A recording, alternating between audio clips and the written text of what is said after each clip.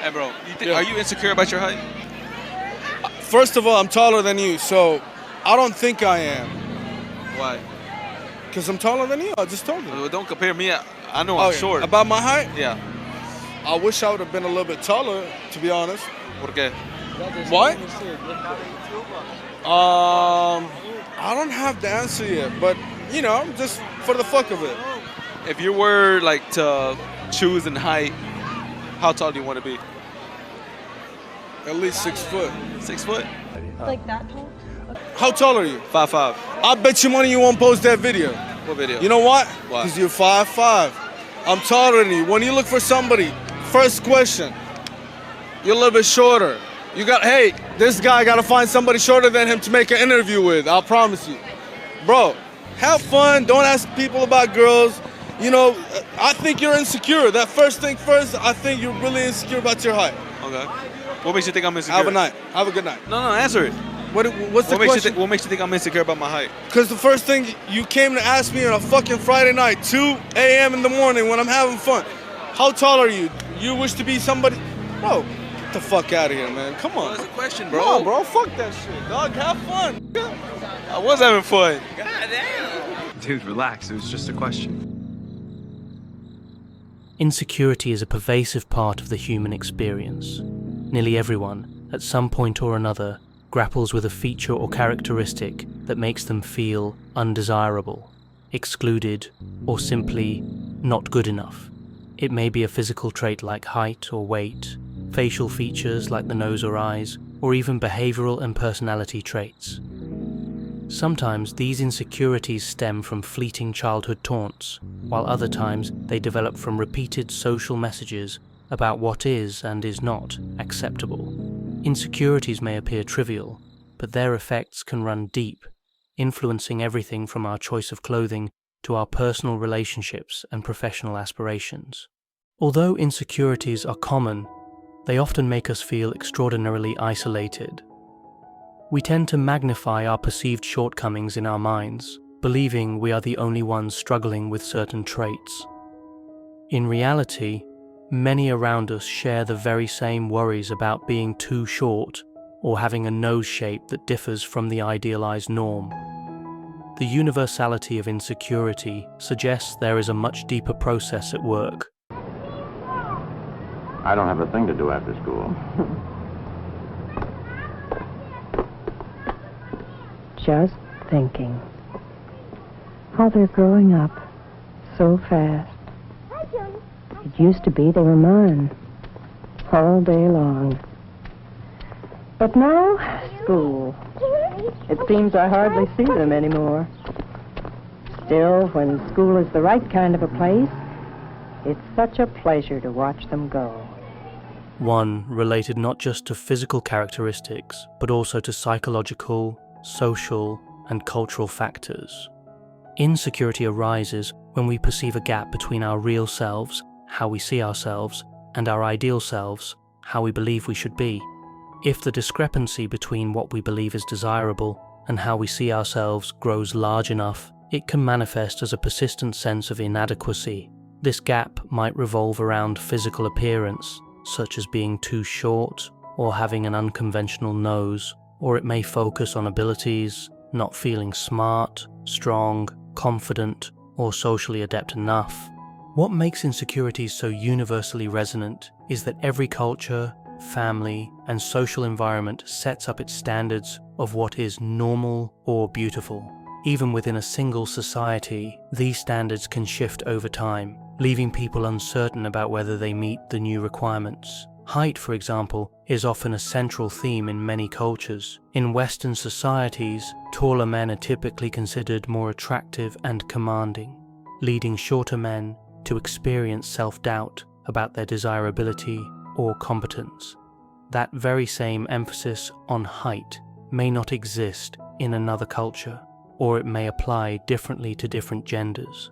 Similarly, facial features such as nose size or shape, eye shape, and skin color can also become hotspots for insecurity, as media representations often place a particular look or skin tone on a pedestal. These standards shift across geographic regions. In some places, lighter skin is fetishized, while in others, more tanned or darker skin is idealized.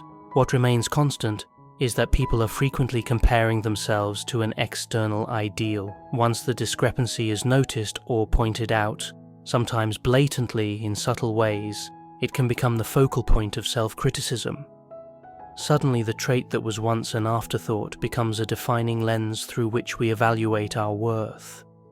This is one of the hallmarks of insecurity, an overemphasis on a specific trait which can overshadow the rest of our qualities. In the story that sparked this essay, a speaker delves into personal insecurities about being short, having a flat nose that struggles to keep glasses in place, and sporting eye bags that give a perpetual tired look. While these traits might seem minor to some, they have been part of the speaker's identity for years, shaped by childhood teasing and reinforced by social assumptions about what is normal or attractive. Many readers or listeners may find themselves nodding along. Perhaps they too faced teasing in school or felt overshadowed in sports. Realizing the universality of insecurity should be a source of comfort, not embarrassment. When we understand that virtually everyone wrestles with something, we take an important step toward dismantling the isolation that makes insecurity feel so powerful. The knowledge that these worries are not unique can set the stage for acceptance, growth, and, eventually, self-compassion. To truly address insecurities, we need to understand where they come from. Rarely do we wake up one day and feel insecure about a random trait without any external or internal catalysts. Typically, these feelings build gradually, rooted in personal experiences and cultural contexts. Childhood often plays a key role, as it is during these formative years that we become aware of social norms and our place in them. A child might initially have no opinion on the shape of their nose until a classmate points it out. In the transcript that informs this essay, the speaker describes being teased for having a pig nose and long nose hairs. Though these traits were largely inconsequential in a purely physiological sense, they did not affect the speaker's health or capabilities. The social spotlight thrust upon them turned them into sources of shame. Children can be painfully direct, pointing out differences without regard for the recipient's feelings. Even harmless nicknames can plant seeds of doubt that flourish with repeated watering. Moreover, family dynamics sometimes exacerbate insecurities. A parent might wish their child had inherited a certain trait, blue eyes maybe, or a taller stature, and may express disappointment or frustration about the child's actual features.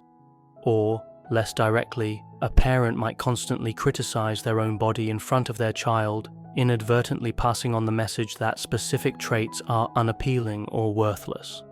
Even well-intentioned remarks such as, "You'd be so handsome if only you were taller," can linger in a child's mind for decades. Beyond childhood and family, mass media and cultural standards shape our ideas of what is acceptable or praiseworthy. Movies, advertisements, and social media images often display a narrow range of physiques and facial features, even if not stated outright. The repetition of these curated images implies that looking a certain way is normal or desirable, whereas deviating from it is undesirable. For instance, if every romantic lead in a film is a tall man with a chiseled jawline, short men or men with softer features might feel they do not measure up. These roots, childhood experiences, familial messages, and media reinforcement intertwine to create a powerful narrative about our bodies and selves. Over time, these narratives gain momentum, and unless we actively challenge them, they come to define how we see ourselves. Recognizing that these influences are constructed and not absolute truths is a vital step in unraveling the grip of insecurity. The transcript that inspired this essay provides several relatable examples of how these roots translate into ongoing insecurity. One central concern was short stature. The speaker confides that being 5 feet 2 inches tall has been a lifelong source of discomfort. This discomfort is partly practical. Clothing manufacturers often design apparel for what is deemed an average height. As a result, pants, shoes, and shirts rarely fit a shorter person well, without alterations. A short person might have to shop in the kids section or spend extra money on tailoring, constantly reminded that their body does not fit the norm. Socially, the speaker notes that taller individuals frequently devalue or tease shorter peers, sometimes rounding down anyone under 5 feet 5 inches to an even 5 feet. In dating, there is a persistent stereotype that heterosexual women prefer significantly taller men, causing some short men to worry they are not appealing romantic partners. While this is not a universal truth, countless couples thrive regardless of height disparities. The social script is pervasive enough to create real anxiety. Other physical traits highlighted include having a flat nose and visible nose hairs, leading to childhood teasing. The speaker also mentions developing significant eye bags from a young age, which were sometimes interpreted as a constant state of fatigue or disinterest. Finally, there is a discussion of perma-erect nipples, which the speaker fears become overly noticeable in lighter-colored clothing or under certain lighting. Each of these details might sound trivial to an outside observer who does not share the trait, but to the person living with it, each attribute can feel monumental. What is particularly telling about these examples is that they demonstrate how insecurities can impact more than just self-image. Height affects one's confidence in dating and sports, nose shape affects how comfortably one can wear glasses, and perma-erect nipples influence choices of clothing and posture. The fear of being judged can prevent someone from participating in normal social activities, such as going to the beach or a pool party. We see the ripple effects of insecurity in how a person carry themselves, what they choose to wear, and who they feel comfortable approaching. Although physical traits often form the core of insecurity, the impact extends well beyond the surface. The emotional toll can include anxiety, shame, self-doubt, and even depression, particularly if the individual believes the trait in question renders them unworthy or abnormal. When insecurities fester, they can become a self-fulfilling prophecy. For example, someone who is short and convinced that no one finds short people attractive may project an air of defeat or reluctance in social settings, unintentionally pushing people away. This outcome then reinforces the belief that they are unappealing. Relationships too suffer under the weight of insecurity. Romantic partnerships can become fraught with misunderstandings if one partner's self-doubt leads them to interpret any offhand remark as a critique. Friendships may be strained when a person frequently withdraws or deflects compliments. Even professional opportunities can be missed if an individual is too self-conscious to apply for a leadership role, attend networking events, or advocate for a promotion. In sports and other group activities, insecurities like being short, having a pig nose, or some other trait can manifest as a reluctance to try new things or a sense of inferiority on the court or field. While some sports indeed favor certain body types, a passionate participant can still enjoy and excel in many aspects of the game. Yet, the belief that one is handicapped by a physical trait might discourage genuine participation and improvement. It is important to note that insecurities can also be cyclical. If you are insecure about having eye bags, for instance, you may struggle with sleep or spend more time trying to camouflage them. This anxiety can worsen your sleeplessness or mental state, leading to darker under-eye circles. Similarly, if you are self-conscious about your posture because you are trying to hide a particular chest feature, you might develop chronic tension or pain, fueling further frustration.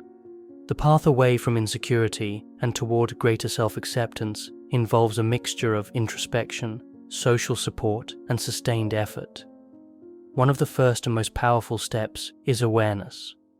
Recognizing that you have a habit of fixating on certain traits and understanding how that fixation developed begins to loosen its hold.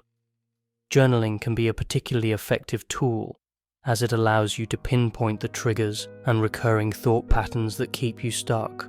Another layer to awareness is recognizing cognitive distortions, a term from cognitive behavioral therapy, CBT. Distortions like all or nothing thinking or overgeneralizing can lead you to assume that because one person teased you about your height, everyone will.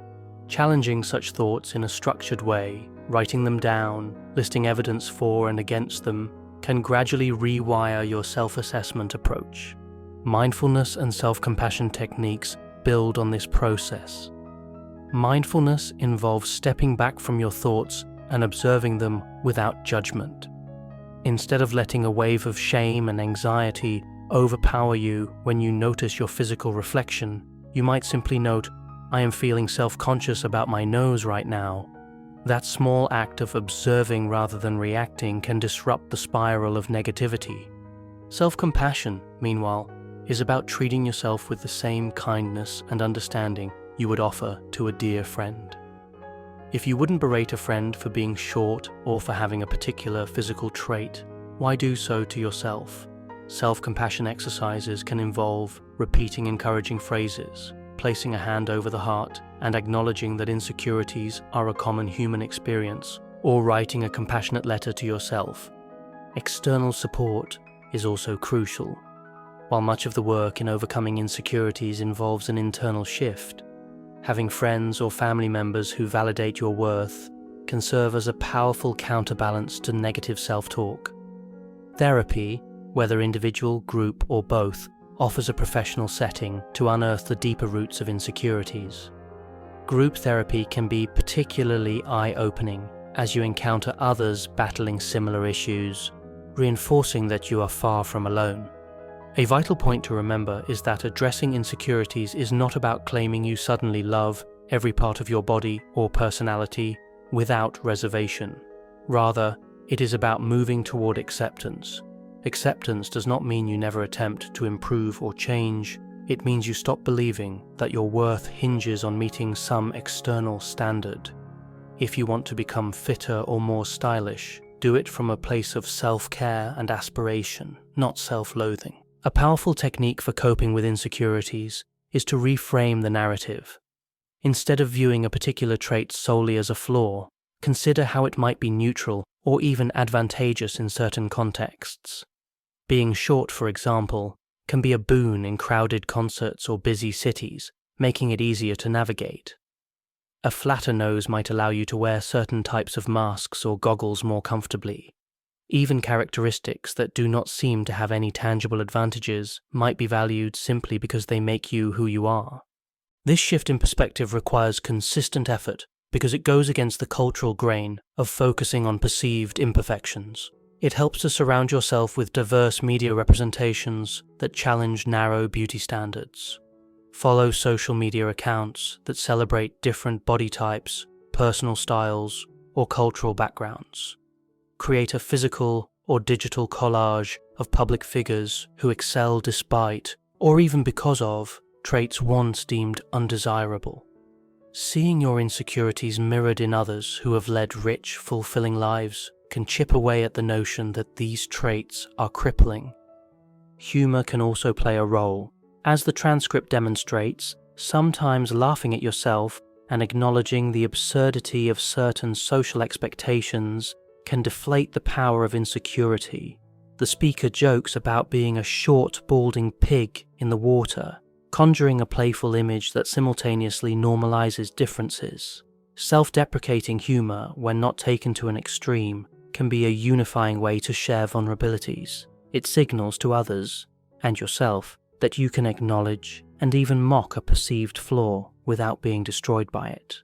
Because so many insecurities hinge on physical appearance, developing a healthier relationship with the body is often central to their resolution.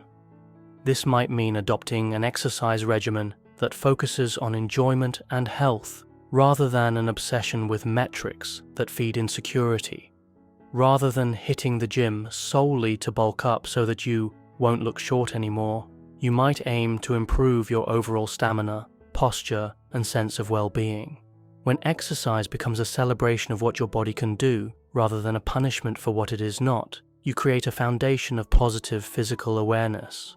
Likewise, learning to dress in a way that enhances comfort and confidence can mitigate insecurities. If you have perma-erect nipples that stand out in white shirts, you might find darker colors or thicker fabrics that ease your anxiety. If you have eye bags and prefer not to highlight them, there are countless skincare strategies or makeup techniques you can explore, while still recognizing that eye bags are a natural part of the human body and not a personal failing. Also important is practicing gratitude for what the body can do. If you are short, consider the many ways your legs still carry you through life, allowing you to dance, travel, stand in front of your loved ones, and share joyous moments. If you dislike your nose, remember that it provides your sense of smell, which enriches your experiences of food, nature, and memories. By paying attention to the functional gifts your body provides, you shift the spotlight away from purely aesthetic judgments. Working through insecurities is not a quick fix. It is an ongoing journey that can last a lifetime. It is similar to peeling the layers of an onion. As you uncover one layer of self-doubt or trauma, another may come into focus. Life changes, starting a new job, entering a relationship, becoming a parent, or even aging, can all unearth new insecurities or reactivate old ones. Recognizing this cyclical nature helps manage expectations and prevents frustration when things do not improve immediately or remain perfect thereafter. Regular self-check-ins, whether through journaling or simple introspection, can be useful in noticing when new insecurities arise or old ones resurface. Ask yourself, what triggers these feelings? What thoughts accompany them? Is there a pattern to them that mirrors earlier insecurities I've faced, and can I use previously successful strategies to handle them? A supportive network helps ensure long-term progress. Friends, family, or even online communities can remind you of how far you have come and reinforce the positive changes you are making. Accountability partners can also be a tremendous asset. If you decide that one method of coping with insecurity is to talk openly about it, rather than hide, have a friend or loved one you trust check in regularly. They can ask how you are feeling about that trait, how your internal dialogue has been, and what you are doing to nurture self-compassion. Therapy does not have to be a one-and-done endeavor either. Many people benefit from returning to therapy at different life stages. If an insecurity feels especially pronounced or is interfering significantly with daily functioning, causing you to skip social gatherings or avoid intimacy, it might be a cue to speak with a mental health professional. A counselor or psychologist can provide tools specifically tailored to your circumstances and personality. Also essential is celebrating progress. If you find that you no longer avoid certain clothing items, or you apply for a job you once felt unqualified for due to your insecurities, take a moment to recognize the achievement. These small victories accumulate, gradually expanding your comfort zone and reshaping your self-image. While much of the work to overcome insecurities involves personal development, societal and cultural narratives remain significant. On an individual level, you can shield yourself from harmful media or critique it when you see it. This might mean unfollowing social media influencers who promote unattainable physical ideals or speaking out when friends or family members make belittling remarks. On a broader level, cultural shifts also matter. Conversations around body positivity, body neutrality, and acceptance of diverse traits continue to gain momentum. Advocacy and representation in media can challenge the assumption that only one specific look or shape is valuable. Though this is a slow process, each voice promoting inclusivity and respect contributes to an environment in which fewer people grow up feeling inadequate. It can be helpful to remember that what is considered a flaw in one era or region may be prized in another. Throughout history, beauty standards have evolved. In some periods, being plump was a sign of wealth and health, while in others, extreme thinness became the cultural ideal. Certain facial shapes once considered unappealing may become fashionably exotic in another context. Recognizing that these standards are neither fixed nor objective offers a liberating perspective. They are social constructs, not absolute truths. Another potent antidote to insecurity is cultivating inner qualities that foster a sense of worth and accomplishment. Traits such as kindness, empathy, resilience, creativity, and curiosity can become the foundation of a self-image that does not rely on physical appearance. When you derive confidence from being a supportive friend, a diligent worker, or a thought-provoking artist, the emphasis on a particular physical trait may lessen. Engaging in hobbies or activities that showcase your talents or expand your skills can be transformative. Perhaps you discover a passion for painting, writing, playing a musical instrument, or volunteering at a local shelter. These pursuits develop a sense of identity that is not purely about how you look. That does not mean appearance-related insecurities vanish entirely, but they often diminish in significance when you realize your self-worth can be bolstered by so many other aspects of your being. Developing inner qualities does not mean neglecting the body or pretending appearance holds no importance. Rather, it is about balance. A strong sense of self emerges from multiple dimensions: physical, emotional, intellectual, creative, and spiritual. If your self-concept becomes multi-layered, no single insecurity can define you. Vulnerability is often seen as a weakness, yet it can be a major step toward liberating yourself from insecurities. By admitting to trusted individuals that you struggle with certain traits, you invite genuine understanding and compassion. Many people hide their insecurities for fear of judgment, but ironically, this secrecy can magnify those insecurities. When you openly acknowledge your short stature, or your perma-erect nipples, or your flat nose, you rob the trait of its power as a taboo topic. Authentic connection thrives on sharing both strengths and vulnerabilities. When you reveal what makes you feel insecure, you create an opening for others to do the same. This kind of mutual understanding fosters deeper relationships. People who only ever showcase a curated image of perfection often struggle to form genuine bonds, as others sense the guardedness behind that facade.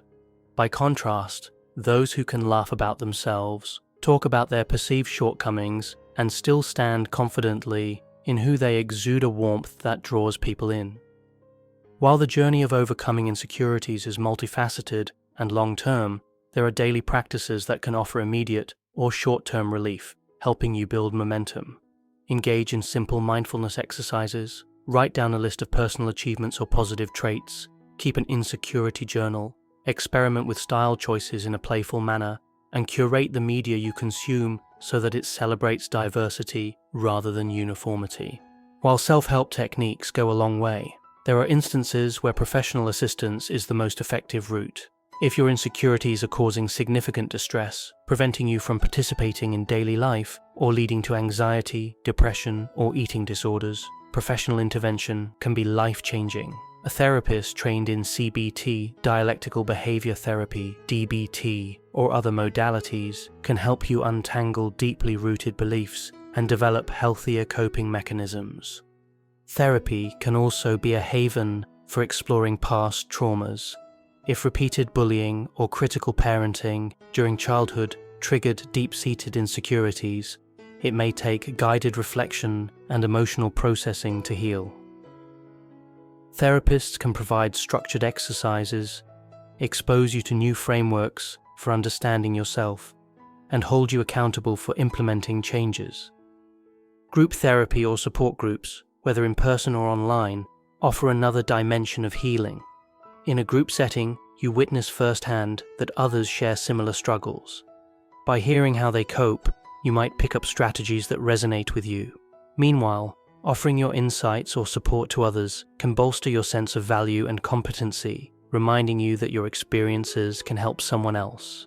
A deeper aspect of overcoming insecurity involves redefining what success and happiness mean to you. When we are entrenched in self-doubt, we often adopt narrow definitions of success, such as, "I must be physically perfect to be loved," or "I must fit this exact ideal to succeed in my field."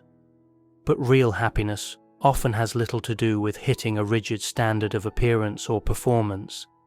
Consider broadening your metrics for success to include personal growth, compassion, curiosity, creativity, and relationships built on mutual respect. If you focus on living in a way that aligns with your values, kindness, authenticity, exploration, honesty, The shape of your nose or the width of your waist becomes less important. This reframing can be liberating because it detaches your sense of fulfillment from external validation. Another often overlooked avenue for healing insecurities is creativity and play.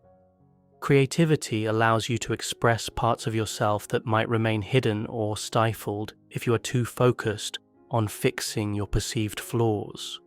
Whether through painting, writing, dancing, or any other art form, you can explore emotions tied to your insecurities in a medium that feels safe and even fun. Play is about letting go of pretense and the pressure to perform. This could mean playing a casual game of basketball, even if you do not consider yourself athletically gifted or tall enough. It could mean singing at a karaoke night, even if you are insecure about your voice. By engaging in playful activities, you momentarily sidestep the evaluative mindset that keeps you self-conscious. You may also realize that many people are too busy enjoying the moment to scrutinize your every feature or perceived shortcoming. Through creativity and play, you can experience glimpses of life outside the framework of insecurity. These glimpses can serve as powerful evidence that you can exist more freely. Over time, these positive experiences accumulate, contradicting the narrative that your insecurities must always dictate what you do and how you feel.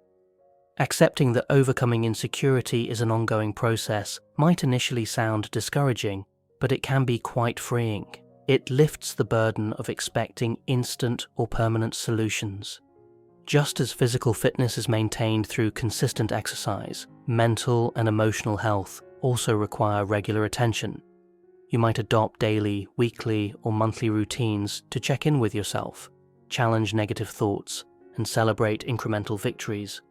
These routines can become part of a broader self-care regimen. Self-care is not merely about bubble baths or candles, although those can be comforting. It is also about creating healthy boundaries, knowing when to step away from toxic environments or relationships, and investing in habits that nurture your well-being.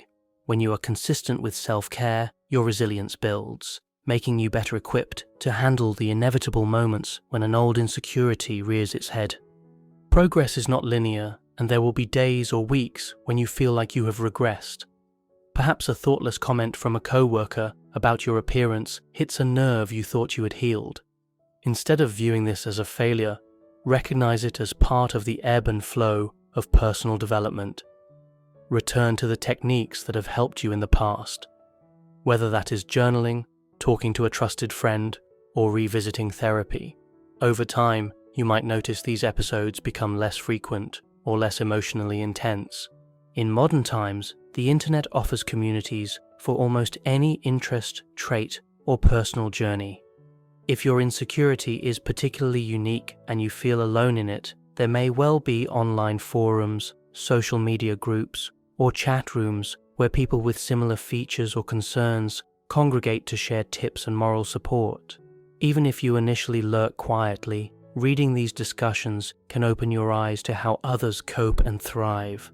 Local communities, whether found through sports teams, volunteer organizations, or clubs, also provide companionship and a sense of belonging. When you find a group that values you for who you are, including your quirks and perceived flaws, the insecurities that used to dominate your self-perception may fade into the background.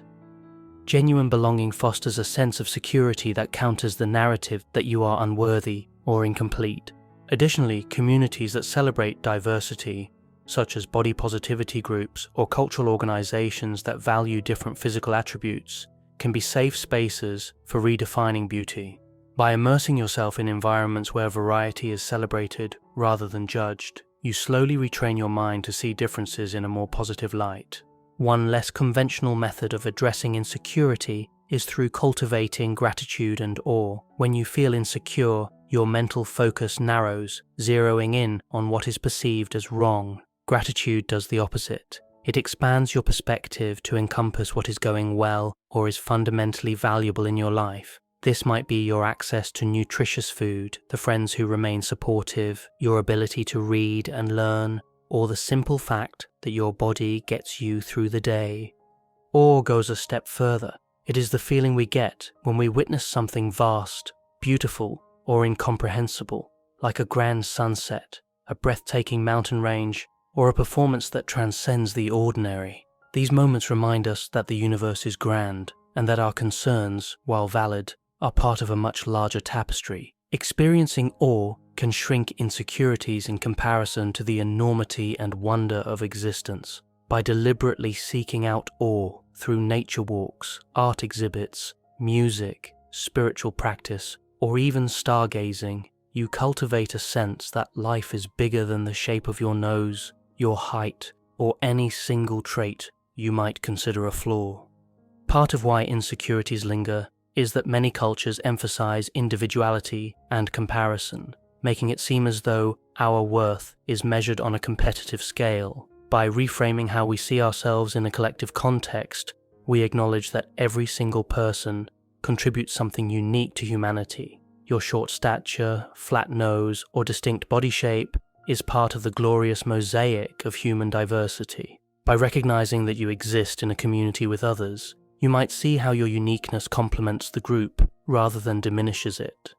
Seeing yourself as part of a larger collective can also shift your motivation from purely self-focused concerns to communal well-being. Instead of fretting about whether your outfit highlights your insecurities, you might ask how you can offer encouragement or skills to those around you. This outward focus, balanced with healthy self-care, can diminish the power of insecurity. A challenging yet liberating truth is that not everyone will find you attractive, likable, or admirable, and that is okay. In the quest to overcome insecurities, part of the process is learning to accept that universal approval is unattainable. People have diverse tastes, biases, and experiences that shape their preferences. Just as you might be drawn to certain personality traits or physical attributes, others will have their inclinations. This acceptance is not about resigning yourself to being disliked, but about recognizing that worth is not contingent on constant validation from others. If someone dismisses you because of your height or any other trait, it reveals their preferences or biases more than it reveals your value. By letting go of the need for universal acceptance, you free yourself from the impossible task of pleasing all audiences. Another profound effect of confronting personal insecurities is the capacity it builds for empathy. When you know what it is like to feel singled out or ashamed of a particular trait, you can relate to others who experience similar emotions. This empathy can become a driver for kindness. You might stand up for a child who is being teased for their appearance, or be a supportive friend to someone battling self-consciousness about a trait you do not personally share. In this way, working through insecurities can foster compassion that benefits not only you, but also your broader community. It can lead you to be more inclusive, more understanding, and more eager to celebrate diversity. Ironically, the very experiences that once made you feel alienated can become the basis for connecting deeply with others. Extended conclusion, approximately 1,500 words. Overcoming insecurities is a journey that touches every facet of our emotional and social lives, beckoning us to look more honestly at ourselves and the world around us. This exploration into the nature, causes, and impacts of insecurity reveals a common thread. Behind every self-doubt lies a compelling human narrative. Whether we fixate on being too short, possessing a non-conforming physical trait, or struggling with perceived personal shortcomings, the road to self-acceptance is paved with growth opportunities. In this extended conclusion, we will synthesize the key lessons gleaned from our discussion and then delve deeper into how these lessons can manifest in the real world, becoming lasting, life-enhancing transformations. When we think about insecurities, our attention often lingers on the individual, on how a person feels about a trait like eye bags, a particular body feature, or the shape of their nose. This individualized lens is useful to a point, but it can also obscure broader systemic and cultural factors that shape these insecurities in the first place. One of the most powerful insights from this essay is that while insecurities feel deeply personal, they are rarely generated solely within us. Instead, they emerge from an interplay of cultural standards, media messages, and early life experiences, all of which inform our perceptions of what counts as normal or desirable. A child might learn, before they can even articulate the words, that taller boys or girls with certain facial features receive more compliments or attention. Over time, these observations solidify into unspoken rules that proclaim who belongs in the spotlight and who does not. Even as adults, we carry these rules subconsciously, allowing them to influence our sense of self-worth.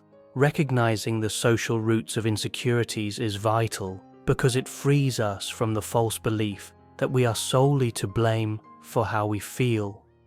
Instead, we can critique the forces that shaped those insecurities. For instance, we might come to see that the fashion industry caters to certain body types for economic reasons, producing mass-market clothing in standardized sizes rather than moral or aesthetic reasons. This realization does not instantly banish insecurity, but it does begin to shift the narrative from one of personal failing to one of social conditioning. As we learn to question the foundations of our insecurities, we open a doorway to self-compassion.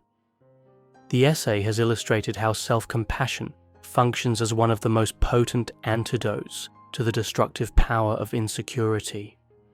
Through simple practices like pausing to acknowledge our emotional state or offering ourselves a kind word when we feel judged or exposed, we gradually erode the self-critical habits formed over years of internalizing negativity. Self-compassion is not about making excuses or avoiding accountability. Rather, it allows us to approach our challenges and perceived flaws with the empathy and understanding we would naturally extend to a dear friend. Cultivating compassion further acts as a bridge to empathy for others. Once we see that our struggles with a flat nose or short stature are products of an imperfect social system, we can also appreciate that other people's insecurities are similarly constructed. We realize that the tall athlete who seems poised and confident may harbor deep anxieties about living up to certain expectations.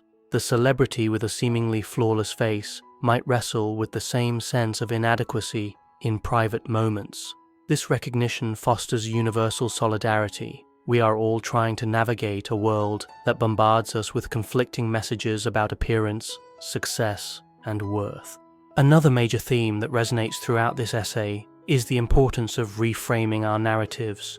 For those who feel overshadowed by a physical trait, especially if that trait has been the target of teasing or bullying, the challenge lies in consciously rewriting the stories we tell ourselves. Rather than describing ourselves as cursed with a certain body type or unfortunate in our physical attributes, we can start to describe these aspects in more neutral or even positive terms. Perhaps the nose shape that once inspired playground taunts is, in fact, a sign of familial heritage, a testament to one's ancestors. Perhaps the shorter stature that made shopping difficult also allows for agility or ease of movement in crowded spaces. These reframes might sound simplistic at first, but they serve as consistent, corrective messages that counterbalance decades of negative internal dialogue. Yet simply rewriting our narratives is not enough if we do not also take real-world steps to live differently. The essay reminds us that insecurity can be deeply entrenched in our behaviors, choosing certain clothes to hide problem areas, avoiding social events, or failing to advocate for ourselves in professional settings. Addressing these actions requires a willingness to experiment and take risks. For some, that risk might involve wearing a style of clothing previously deemed off-limits. For others, it could mean joining a sports team or dance class despite feeling self-conscious about physical abilities. In each case, what we find is that behavior change can fuel change in mindset. Once we see that the sky does not fall when we expose our flaws in public, our insecurities lose some of their power. In that respect, communities and support systems play an indispensable role. It can feel nearly impossible to weather the storm of self-doubt alone, especially if our background includes trauma, bullying, or ingrained family criticism. Support can come in the form of close friends who cheer us on, social or activity-based groups that normalize our physical traits, or professional counselors who provide a structured environment for healing. Group therapy, for example, offers a space where individuals can safely share vulnerabilities, and discover that others have faced similar challenges. This collective healing reframes insecurity not as a personal defect, but as a shared human experience, one that can be navigated with empathy, knowledge, and encouragement. A central concern for many readers might be the worry that no amount of introspection, therapy, or reframing can fully erase a persistent insecurity. This concern is understandable, and it highlights a crucial point. The goal is not to banish insecurity completely, or to magically transform into someone who never experiences a flicker of self-doubt.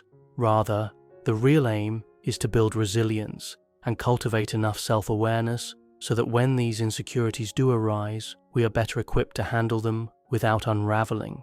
Instead of letting that wave of shame overwhelm us, we can pause, recognize the thought, and choose a healthier response, perhaps by countering a negative assumption with a factual reminder of our strengths, or by talking it out with someone we trust.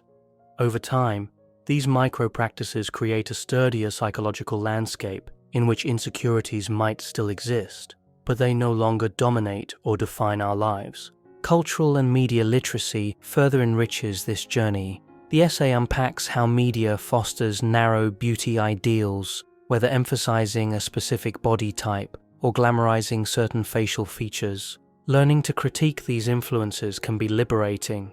We begin to see fashion ads or social media posts for what they are, part of a marketing machine designed to generate profit and clicks, rather than an ultimate arbiter of human worth. This shift in perspective allows us to be more discerning about the images we consume. We might actively seek out accounts, art, films, or literature that celebrate a range of appearances and backgrounds, thereby reconditioning our minds to accept and even delight in human diversity. In many ways, the extension of empathy from ourselves to others becomes a cycle that strengthens both parties. When we adopt a posture of acceptance toward our own flawed traits, we also become more accepting of imperfections in those around us. We are less prone to judgment, recognizing that we do not have the full story behind another person's insecurities or behaviors.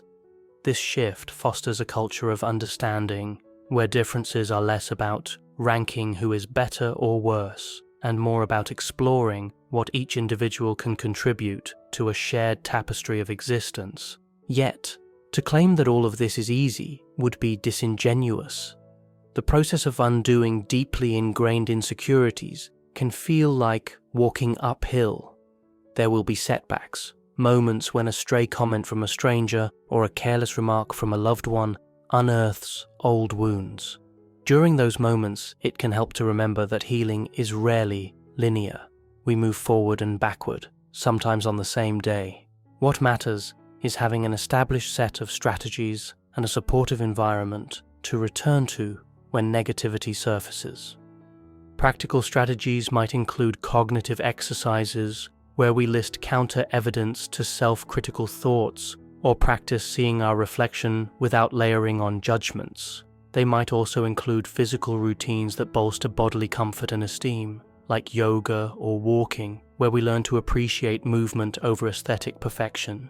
Creative outlets, from painting to journaling, serve as emotional release valves, allowing insecurities to surface in a way that can be transformed into art or personal insight.